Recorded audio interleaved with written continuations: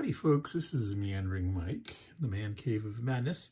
This is going to be a little bit of a rambling, a meandering segment inspired by recent events. I had mentioned that I had been looking for a specific game, my Napoleon War Quad from SPI. So my copy would be in a SPI flat pack, much like this one. And I mentioned that I have pretty much, well, I thought all my SPI flat packs organized in bankers boxes, like these 5 here. I have 13 of them. And I went searching through them, and I did not find my copy of Napoleon at War Quad. So in the process, though, of looking through the bankers boxes and looking for all the bankers boxes, I stumbled upon some stuff and found some things. And so that inspired this segment. I'm probably over, maybe once every week or two, going to cover a few things that I found. Now, in this particular case, I found Panzer 44. Now, why is this special? This was the first war game that I bought. Now, I had played some, games about war, like Milton Bradley's Chopper Strike, or what was it called? Tank Command or something. Those aren't really war games. But when about 1976, I think this came out in 74. I bought it in, how would it be? Yeah, early 76. And I didn't know what I was getting into. I was at the local university bookstore. I saw a whole bunch of games on the wall. They all had really interesting pictures. And I actually recognized this tank. I had like a metal model of this, and like, wow, that's the Tiger tank. It was very distinctive, the square front here and this rounded part. I actually recognized it. I did not know much about history. I did not know much at all about World War II and who was involved. I was a kid that did not read a lot, but getting involved in war games sort of changed that. So I want to delve in a little bit into this game and what's back here. What we see here is a map that I created to use to make extra scenarios for this. So this is something that I found when I was looking for my bankers boxes, and this is something I found in one of the bankers boxes. And so let's take a little ramble through this. Now, this is a tactical game set in Europe in 44 through 45. I didn't even know that Panzer meant tank or armor in German. I really didn't know much. And so I sort of bought this game visually because of this. Okay, so it was published in 75. Learning these rules. So I was like 12 or 13 years old. And again, I didn't read much. This was like, knock my socks off. What the heck am I reading here? I had to read these. Now, again, this is not my copy. This is, the games I originally bought throughout the years, I've only kept like a dozen of them, got rid of everything else, and then, come much later, I started reacquiring everything. My copy was dog-eared, read back and forth, had to underline things to try to figure out. Didn't use highlighter. I don't like using highlighter, but I had to read and read. And what does this stuff mean? It's like, what's range attenuation? What does attenuation mean? I didn't even know what that meant, right? And there's things in here about indirect fire and direct fire. Well, what does that mean? Again, I had no clue. Shooting straight like a tank, remember units versus indirect fire of mortars and artillery. I had no idea.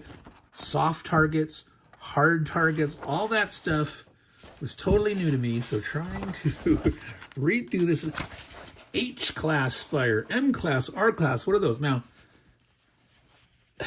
talking about conceptually direct fire and indirect fire, hard target, that sort of universal concept, but H, M, and R, those are like specific to this game. I mean, what, So that turned out to be not a specific military thing. This was this game company's implementation in a way to categorize certain things. So some of the things that I learned in this were lessons that could go forward and help, you know, me learn more about, you know, military history and stuff. And others of it's just like, well, it's just part of the game. I had to learn what the NATO symbols were. I mean, a lot of these are silhouettes of the different tanks and artillery, but, you know, we've got howitzers and mortars and infantry and troops, engineers, infantry. So, you know, I started picking up some of the NATO's. Now, this game does not have, like, there's no cavalry or anything like that in this particular game. But this was part of my journey, learning, you know, the different symbols, the different concepts.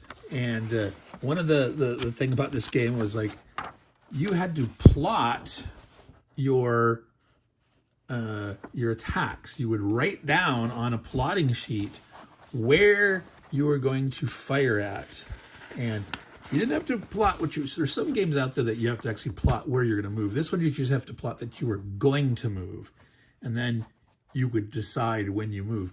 I also learned about the concept of opportunity fire. And so, like, you could plot to shoot someone that you can see, but if you don't see them, but you want to control a lane of fire or something, you could plot opportunity fire. And there was some important lessons there that I learned as I actually started to play the game, in that, you know, so you have a lane of fire, right? And you're basically sighting down a certain place that you're going to shoot if anyone crosses it. Well, you still have to decide, where is your point that's going to trigger? Because in this game, with, I mentioned range attenuation, if they're way far away, your attack's not going to be effective. So if you're laying down opportunity fire, but you say, way out here at the farthest site, this is where my line goes to. If they go zipping by there and you're taking your shot at them, you might not do anything because they're so far away. And so that would lead to tactics where, if there's a spot you think the enemy might have opportunity fire along here, instead of, like, driving up close to where you think the enemy might be and trying to dart across, where bam, they're more likely going to hit you and maybe kill you. So you could try to dart across to see if you can draw fire.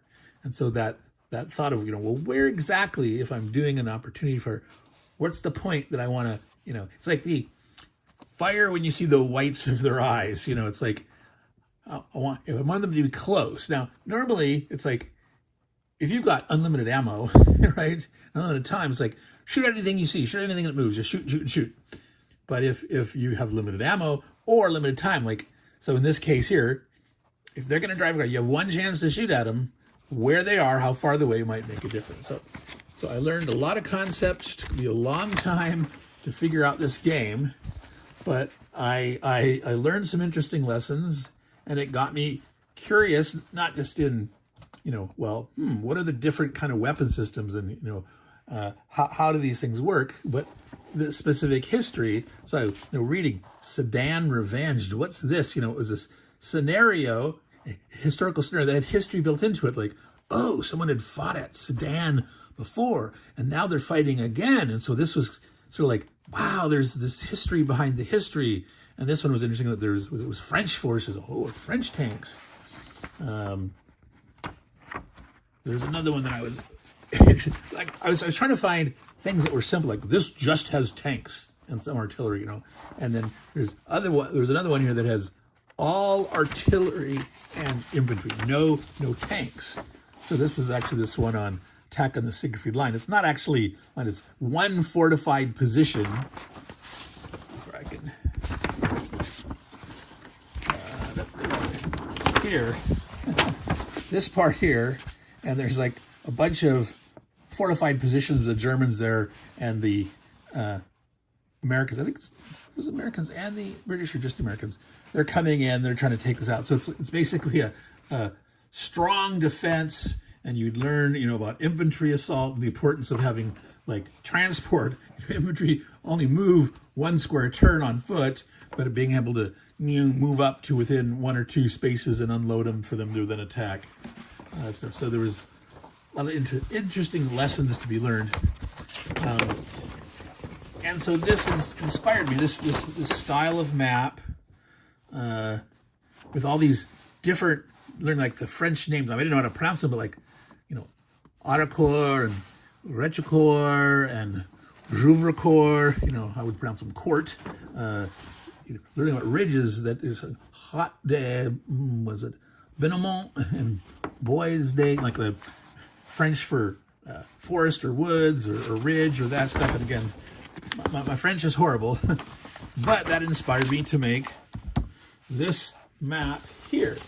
I started very early on designing my own stuff, designing my own scenarios, designing alternate rules. And so this map here, now I only put one of those French sounding names. This town up here is named after SPI, but it's like SPI Cour. and I had over here, ridges with that naming and so named after my mom and my dad. And I worked in names of childhood friends, and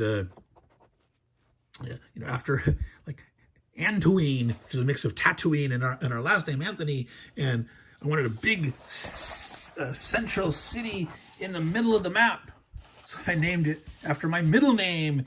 And I wanted like a huge ridge, so that I could do all these different scenarios. Even weird, strange things that are like, this city is called Cyrilia. Now, this is a weird, there was in our public market a sandwich shop that had like organic bread and used Havarti cheese and sprouts. It was very, very 70s, and that was like the best sandwich in the world. And so I named it after that. So I did a lot of weird things like that. Now, sometime after this, I made this map a couple years later. I had seen A Bridge Too Far, and the scene where they're, using those boats to row across the river. So I decided I wanted a scenario like where there's like a lake assault, not a river, but so I put this island out here with like, buildings like a little chateau or something, so I could have a scenario where you row, boats, canoes, or whatnot across in the face of fire. So I was doing all sorts of things like that. So this was another one named after a friend. So this was my Panzer 44 map. It also could be used for Mech War 77, same style of map. And given the scale of this, I don't remember exactly what it was, but this was actually good. I used this in a role-playing game once as an overland map, exploring, and I don't remember the scenario, but that's the kind of thing that I would do. A lot of these maps that I would make for a game, I'd also use for a role-playing game or vice versa, so that's my little exploration. You can even see the coffee stain here. I don't actually drink coffee, so that was probably Diet Coke or something like that. But so I have found other of my materials that the amateur game designs that I did in the 70s and the 80s. And so I think over the course of the next every week or two, I'll share some of that stuff and explore some of the strange things that I that I did and created. Unfortunately, many of these games were actually created scenarios or rules variants I do not have. I've lost them. I've created whole games. Like I created a variant of SPI's South Africa. It was actually an area movement game with cards and stuff, and I actually used it for a school project, but I've lost all that stuff in the move. The one thing I do have, the whole 90% of the stuff is the play-by-mail game that I created in the 80s called Empire Builder. I did not know that there was a train game called Empire Builder, so eventually changed the name to Fantasy Empire Builder.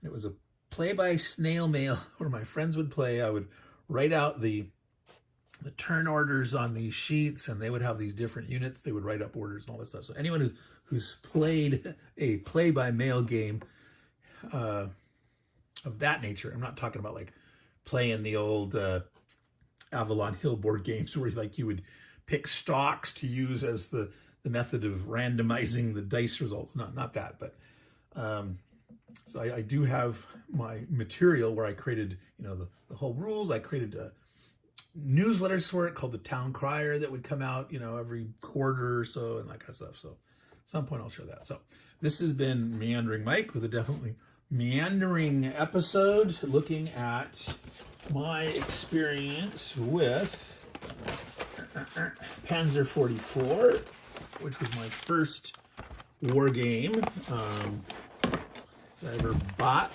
for myself, and the map that I created for it for scenarios.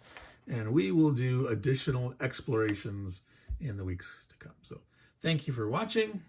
And as I say, take care of your games, and hopefully they'll take care of you. Ciao, y'all.